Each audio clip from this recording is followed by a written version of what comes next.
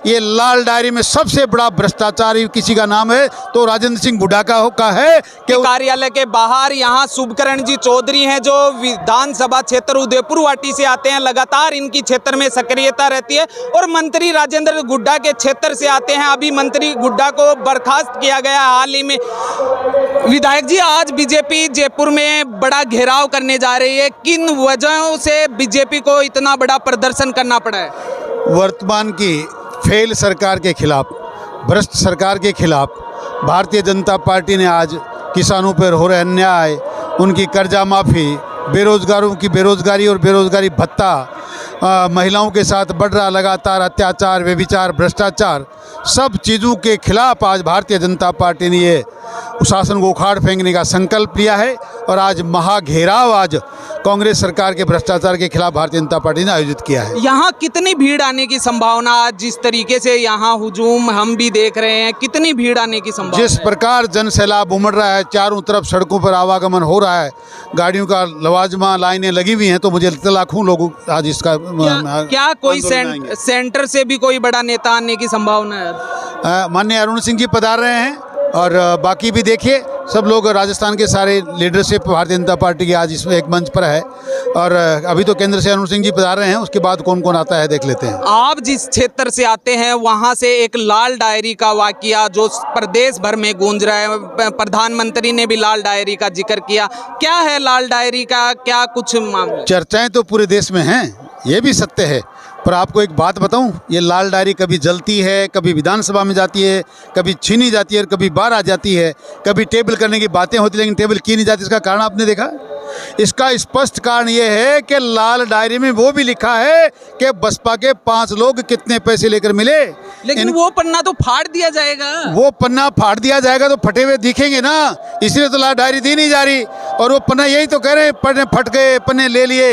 ये लाल डायरी में सबसे बड़ा भ्रष्टाचारी किसी का नाम है तो राजेंद्र सिंह हुड्डा का है कि उसने बसपा को बेचने के लिए कितने पैसे कांग्रेस की सरकार को बचाने के लिए लिए और कितने राज्यसभा में वोट देने के लिए लिए, ये पन्ना भी डायरी में है। अगर वो टेबल करते हैं, दिखाते हैं तो ये भी सार्वजनिक होगा, इसलिए डायरी कर रहे हैं, मुख्यमंत्री को डरा रहे हैं, दिखा नहीं रहे। दिखाएंगे तो इनकी औकात का पता लगेगा, इनके भ्रष्टाचार का पता लगेगा और सच्चाई जनता जान जाएगी कि इन्होंने कितने पैसे खाए हैं। राजेंद्र जी हुड्डा के पास नहीं है, वो तो मात्र अपने आप को फेमस करने के लिए, और अगर है भी, वो जगह जगह कह रहे हैं कि ऐसी कोई चीज़ है, तो ये है तो खुली क्यों नहीं?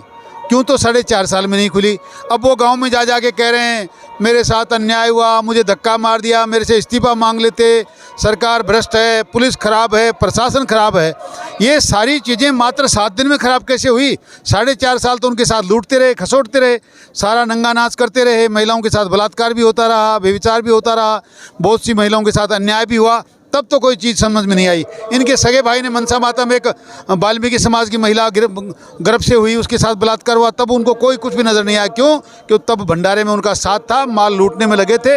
अब जब भंडारे से निकाल दिया, खुद ही कह रहे हैं दूध में से मक्खी की तरह फेंक दिया, तो उनको सारी चीज़ें नज़र आती हैं। बाकी उनके पास आपको नहीं लगता ये सारा घटनाक्रम हुआ, एक मंत्री को जिस तरीके से पिटाई की गई, वो खुद अपने बयान में कह रहे हैं उदयपुर वाटी शर्मसार नहीं हुआ इस वाकये से? उदयपुर वाटी तो शर्मसार तब हुआ जब वो विधायक वहाँ से चुना गया, और कोई शर्मसार वाली घटना ही नहीं है।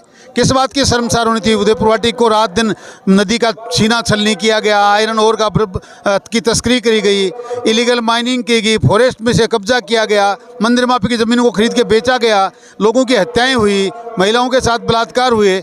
मैं उदयपुर वाटी तो तब शर्मसार हुई। झूठ का इतना बड़ा आलम है वहाँ कि 60 साल में किसी ने कुछ किया ही नहीं, मैंने सब कुछ किया है। उन्होंने ये किया है कि उदयपुर वाटी को शर्मसार कर दिया। आज तक के प्रजातांत्रिक इतिहास में ऐसी घटना नहीं हुई कि किसी विधायक को धक्का मार के बाहर निकाला गया हो। उदयपुर वाटी के विधायक को इस प्रकार बाहर निकाला, हमारे लिए बहुत शर्म की बात है और उनके लिए भी डूब मरने की बात है। उन्होंने इस प्रकार के करते किए ही क्यों? लगातार क्षेत्र में अवैध खनन हो रहे हैं, आप विपक्ष में हैं, तो आपकी भी भूमिका बनती है कि उनको रोकना चाहिए, वो रुक नहीं रहे, क्या कहेंगे इस पे?